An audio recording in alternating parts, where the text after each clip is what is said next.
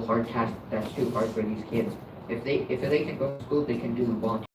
Moving on to the argument. Mandatory community service programs significantly strengthen community ties.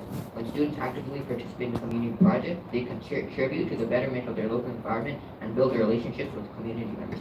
This fosters a sense of belonging and mutual support between the school and the community. By collaborating on community initiatives, students and local residents can address shared challenges, thereby enhancing social cohesion and solidarity. These interactions help students develop a sense of pride and ownership in their communities, encouraging them to continue contributing positively to society throughout their lives. Additionally, schools that engage in community service projects often receive positive recognition, which can enhance their reputation and foster a stronger connection between the school and its surrounding community.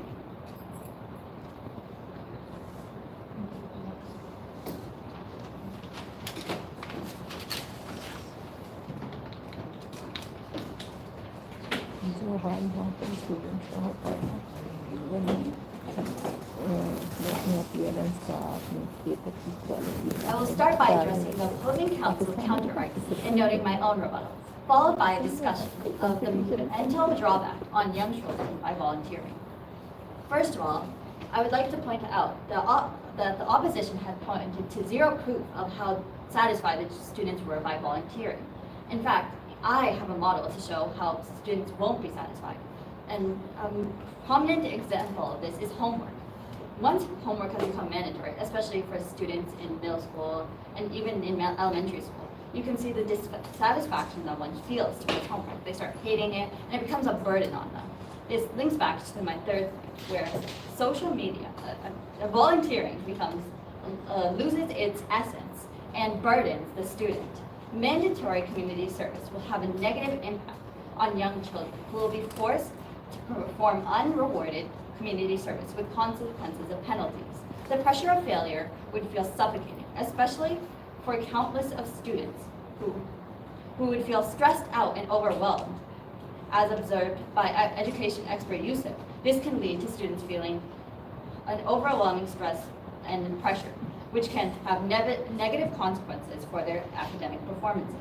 Children should not have to engage with such an environment, especially at such a young age, where kindergarteners are at an age 6, and you're expecting them to have a part in the service. 30 seconds. Rather than finding more ways to increase the workload on children, I believe it would be in best interest of the students to focus on the optimal learning conditions in schools without forcing them to immediately jump into service.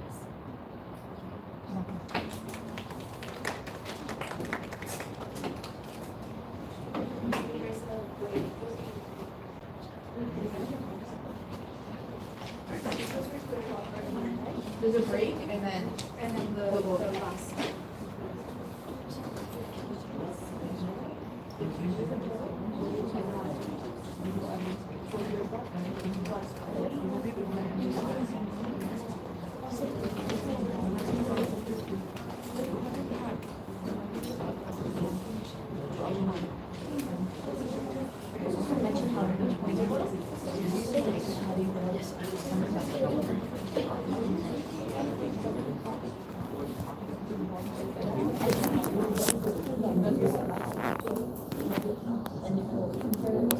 Will have a stronger connection between the school and surrounding community. But most volunteering is menial labor, and kids and as the topic said, kids from grades 1 to 12 will have to do this mandatory volunteering. The opposing team did not lay out a model for this, so we can only speculate as to what type of volunteering they will have to do. They most likely will also not have the mental capacity to be able to absorb these life skills as well as this, because grade 1 students are only 5 and 6 years old.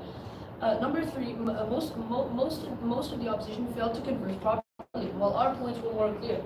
To conclude, mandatory volunteering will enforce negative values on students by essentially making them a working class. Students, teachers, school admin, and parents will have a huge load on them. Plus, organizations will be left out, as it is only up to the school to decide where to send these students. The values of certain organizations will be enforced, while others are removed. Lastly, having mandatory volunteer hours will instill a great hatred, as the previous speaker outlined, in homework. This will not allow kids to have more volunteering opportunities in the future, as they will be permanently stained by this bad experience. And volunteering should never be mandatory, as the root word of volunteering is volunteer.